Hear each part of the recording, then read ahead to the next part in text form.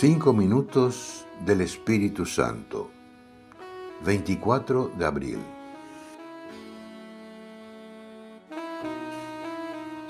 Quisiéramos vivir con más profundidad, ser personas más espirituales, realmente transformados por el Espíritu Santo.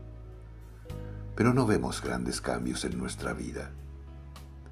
Si nos miramos a nosotros mismos con sinceridad, podremos descubrir que en nuestro interior no está la profundidad que deseamos.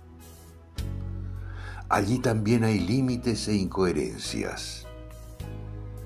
Posiblemente encontremos mucho egoísmo allí adentro, y lo que llamamos amor al prójimo quizás sea solo una necesidad de satisfacciones afectivas, quizás sea solo una forma de egoísmo, de estar encerrados en nuestras propias necesidades y de buscar a los demás solo para que nos hagan sentir bien.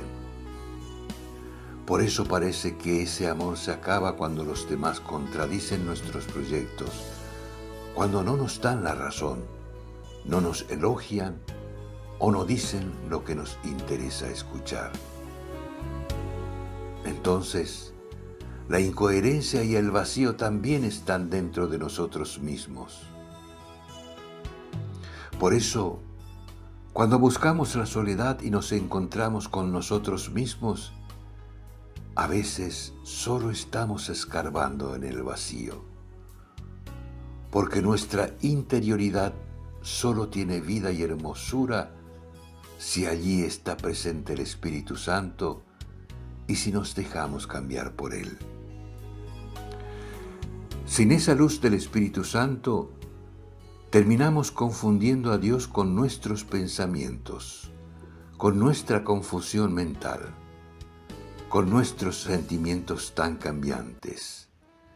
Y Dios es mucho más que todo eso, mucho más.